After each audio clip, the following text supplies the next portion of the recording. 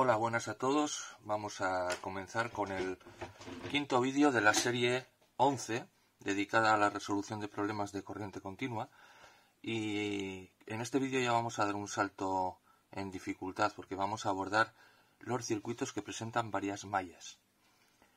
Antes de empezar, quería hacer una aclaración para indicar para qué tipo de circuitos son indicados este método de resolución, porque también podemos considerar circuitos de varias mallas a los circuitos paralelos o a los circuitos mixtos. Pero cuando solo exista una fuente de alimentación, una pila, una fuente de tensión, o haya varias pero se puedan asociar porque estén en la misma rama, yo no recomiendo este método. Para resolver ese tipo de problemas aplicaríamos los métodos vistos en los vídeos anteriores. Este método de resolución por mallas, aplicando las dos leyes de Kirchhoff, es más adecuado para cuando tenemos varias fuentes de tensión y además estas fuentes se encuentran repartidas en diferentes mallas o en diferentes ramas. ¿Vale? En ese caso aplicaríamos este método que consiste en, necesitaríamos para poder aplicarlo saber dos cosas. La primera, conocer las dos leyes de Kirchhoff, la primera y la segunda, y después saber resolver sistemas de n ecuaciones con n incógnitas, donde n sería el número de mallas. Esto quiere decir que si nos encontramos un circuito con dos mallas, nos va a dar lugar a un sistema de dos ecuaciones con dos incógnitas. Si el circuito tuviera tres mallas, lo que nos va a generar es un sistema de tres ecuaciones con tres incógnitas, y así sucesivamente. Evidentemente, el cálculo matemático se complica exponencialmente a medida que vamos añadiendo mallas. Y ya no digo nada cuando veamos circuitos de corriente alterna donde los coeficientes, en lugar de ser números reales, van a ser números imaginarios. Van a tener dos componentes. Si desconocemos cómo resolver sistemas de n ecuaciones con n incógnitas, ya sea por los métodos básicos, es decir, el de reducción, igualación o sustitución, o el que más me gusta a mí, que es el método de Cramer, pues invito a la gente a buscar en YouTube, que hay un montón de tutoriales en YouTube donde nos explican cómo resolver sistemas de ecuaciones. ¿Vale? Es un tema un poco tedioso, hay que ir poco a poco, teniendo mucho cuidado con los signos. Pero bueno, tampoco es matemática de alto nivel, yo creo que cualquiera lo puede hacer. Vamos a ver en qué consiste la primera ley de Kirchhoff. Es fundamental entender esto para poder resolver los problemas de mallas. Se denomina la primera ley de Kirchhoff como la ley de las corrientes en los nodos o en cada nodo, ¿vale? Entonces, básicamente, lo que dice la primera ley de Kirchhoff es que la suma de las corrientes que entran en un nodo es igual a la suma de las corrientes que salen del nodo. Matemáticamente lo expresamos así. I sub 1 igual a I sub 2, I sub 3, más, I sub n, en el caso de que hubiera n corrientes salientes. Bueno, pues pasamos a la segunda página y vamos a ver en qué consiste la segunda ley de Kirchhoff. La segunda ley de Kirchhoff es la ley de las tensiones en cada malla.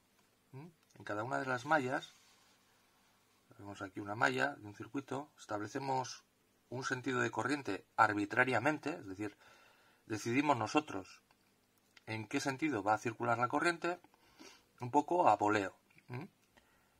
Y consideraremos entonces las tensiones positivas las que vayan a favor de la corriente y las tensiones negativas las que vayan en contra de ese sentido de corriente que nosotros hemos establecido.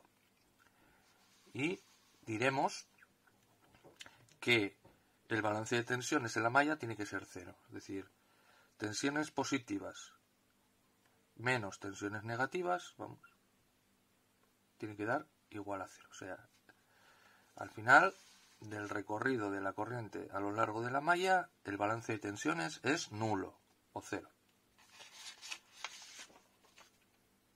Pues vamos a verlo con un ejemplo, que es la mejor manera de aprender, resolver circuitos. ¿Vale? Te planteo este circuito.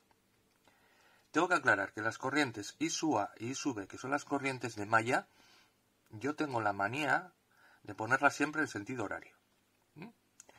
¿Puedo acertar o no? Es una elección arbitraria. Yo digo inicialmente que ese es el sentido de corriente. y durante la resolución del circuito tengo que ser coherente con ese sentido de corriente. Todos los signos que yo ponga en las caídas de tensión, los signos que ponga en relación a cómo están las fuentes, todo eso tiene que ir en función de ese sentido de corriente que he marcado. Si al final del problema, cuando ya llego a la solución, el valor de I sub A o de I sub B fuese negativo, eso me indicaría que el sentido verdadero de la corriente es al revés de como yo lo he indicado al principio. Entonces aquí hay dos corrientes de malla que las elijo yo, y luego habrá tres corrientes de rama que vienen determinadas por el sentido de la corriente de malla que yo haya especificado previamente. Es decir, por aquí habrá una corriente de rama, aquí hay otra corriente de rama y por aquí habrá otra corriente de rama. Entonces se puede decir que la corriente, digamos, esta por ejemplo, que puedo llamarla I sub 1, que sería una corriente de rama, me va a coincidir con I sub A. Si veis, esta corriente que circula aquí, I sub A, es la misma que I sub 1. La corriente que va entre A y B va a ser I sub A menos I sub B. ¿Por qué? Porque fijaros, la corriente I sub A va en este sentido en el que yo la he pintado de A a B. Pero la corriente I sub B en esta rama va desde B hacia A, va al revés, por eso resta.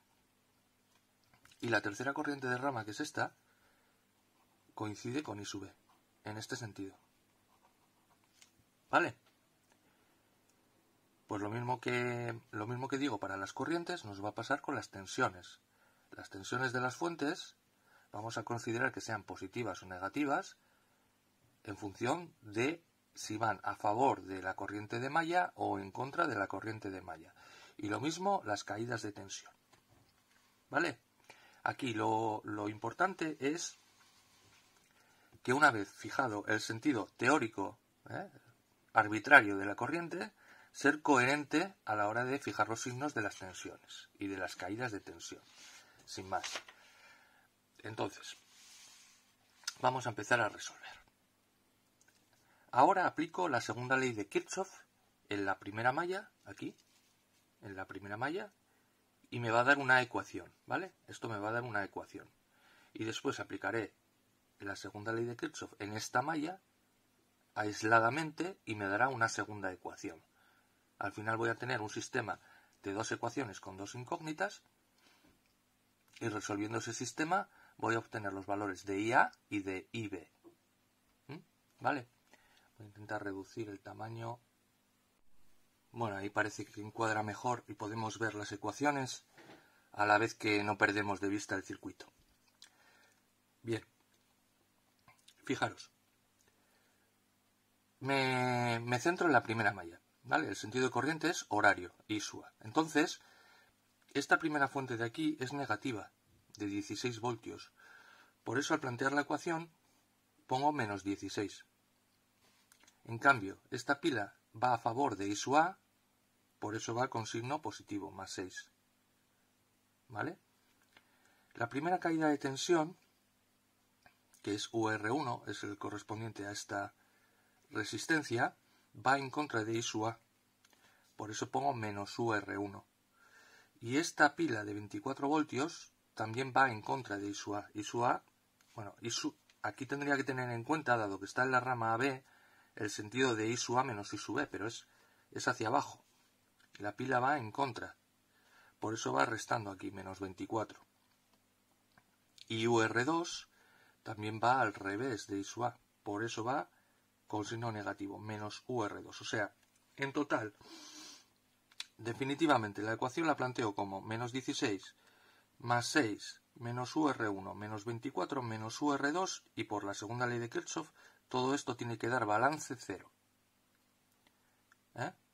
Ahora, las pilas no tienen misterio, dan la fuerza electromotriz que dan menos 16, 6 y menos 24. Pero las caídas de tensión las voy a traducir al valor matemático, que sería la resistencia por la intensidad que atraviesa a la resistencia. Que en el primer caso, aquí, es R1 por la intensidad que pasa a través de ella, que es I sub A menos I sub B. Por eso pongo aquí, en paréntesis, I sub A menos I sub B. Y la otra caída de tensión, que es esta, UR2, es la resistencia R2 por la intensidad que le atraviesa. La intensidad que atraviesa R2 es I sub A, porque ya hemos superado el nodo B. Estamos hablando de esta rama de aquí. Y aquí circula I sub A. Por eso es menos R2 por I sub A. Negativo. Bueno, pues si hacemos lo mismo para la segunda malla, ¿vale? Vamos a ir viendo. Nos encontramos que la corriente I sub B es de sentido horario y esta fuente va a favor. Son 24 voltios positivos. Por eso aquí más 24 voltios. Bien. Después aquí habrá una caída de tensión que hemos considerado como R1, UR1, que mira hacia arriba. Esta ya no la podemos cambiar porque es la misma de antes. Es UR1, estaba en la primera ecuación. Como la hemos puesto en este sentido, va a ser UR1, R1, I sub A menos I sub B.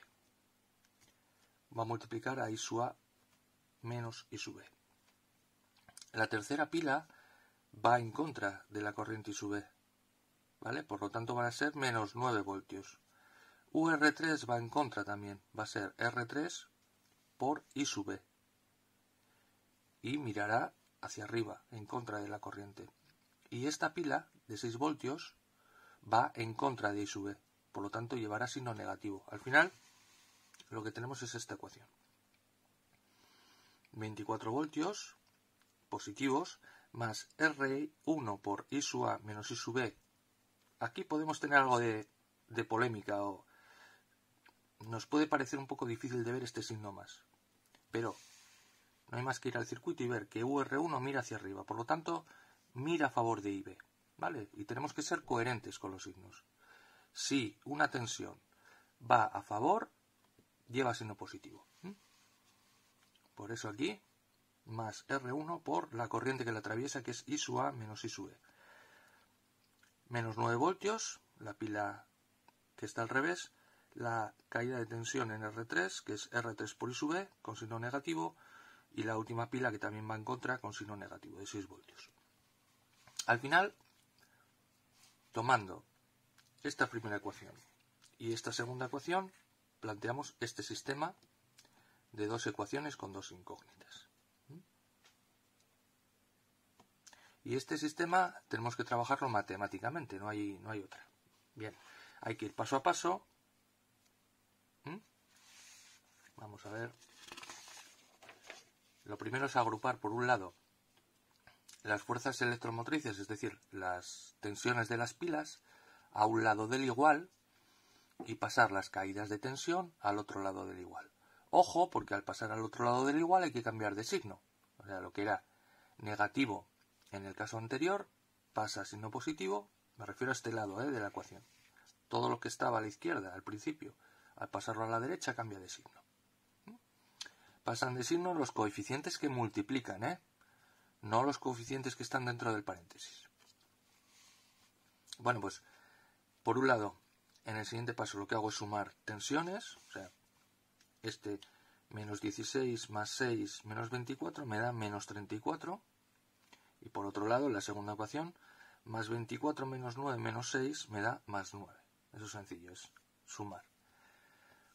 En el otro lado, propiedad distributiva del producto. O sea, este 6 multiplica I sub A y este 6 multiplica A menos I sub B. Y en la segunda ecuación, el coeficiente es menos 6, que va a multiplicar a I sub A, y menos 6 va a multiplicar a menos I sub B. Y así deshacemos los paréntesis. De esta manera. Vale. Siguiente paso es agrupar por corrientes. O sea, habría que ver qué coeficiente multiplica I sub A, que es este, y agruparlos. Y en la segunda ecuación hay dos coeficientes que multiplican a I sub B, que son este 6 multiplique su b y este 3 que multiplique su b y agruparlos. Entonces nos queda esta ecuación. Menos 34 voltios igual a 14 y su a menos 6 y su b. Y en la segunda ecuación más 9 voltios igual a menos 6 y su a más 9 y su b. Bueno, pues yo he aplicado el método de reducción, de los 3 métodos posibles para resolver sistemas de ecuaciones, igualación, sustitución y reducción. Yo he optado por el método de la reducción, multiplicando los coeficientes de manera que me quede en las dos ecuaciones, en una menos 18 y su b y en la otra más 18 y su b. De esta manera, al sumar las dos ecuaciones, se me van las y su b's y me queda solo y su a. Despejo y me queda menos 84 voltios entre 30 ohmios, que son menos 2,8 amperios. Y aquí es donde me doy cuenta que efectivamente al llevar un signo menos, el sentido de corriente es el contrario del que yo había planteado al principio. O sea, si yo en el primer circuito, cuando... Vamos a ver si lo tenemos por aquí, a ver si lo centro. Había planteado que I sub A tiene sentido horario, pues en realidad el valor va a ser de 2,8 amperios en sentido antihorario. Va a ir el sentido de corriente al revés. Pero eso no nos influye para nada a la hora de resolver. Nosotros resolvemos y esa aclaración la hacemos al final y punto. Tenemos que entender que la corriente va en sentido contrario, nada más. Bueno, después, para poder calcular el valor de I sub B, lo que hacemos es sustituir el valor que ya hemos calculado de I sub A en cualquiera de las dos ecuaciones. Pues nada, cambiamos el valor de I sub A por el valor que ahora sí conocemos, que es menos 2,8 amperios.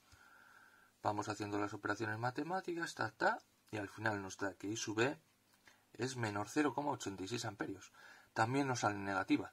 Es decir, las dos corrientes originalmente van al revés de como las habíamos dibujado.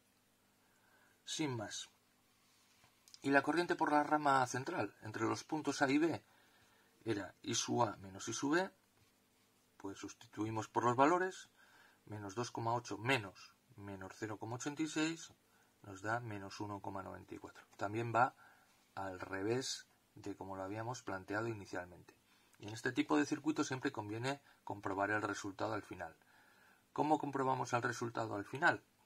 Pues cogemos cualquiera de las mallas, sustituimos el valor de la corriente que hemos obtenido, calculamos las caídas de tensión y vemos que el balance es cero, que se cumple la segunda ley de Kirchhoff. Esa es una forma de comprobar que el ejercicio está bien resuelto. ¿Vale? Este es un pequeño ejemplo. Vamos a hacer otro en el siguiente vídeo, pero con 3 mallas. En lugar de 2, con 3, para que veáis que la cosa se complica un poquitín. Bueno, pues muchas gracias por la atención y este vídeo lo voy a tener que editar para cortar una parte que no me gustó. Pero bueno, da igual. Eso nos vemos en el siguiente vídeo. Seguimos aprendiendo electricidad. Hasta luego.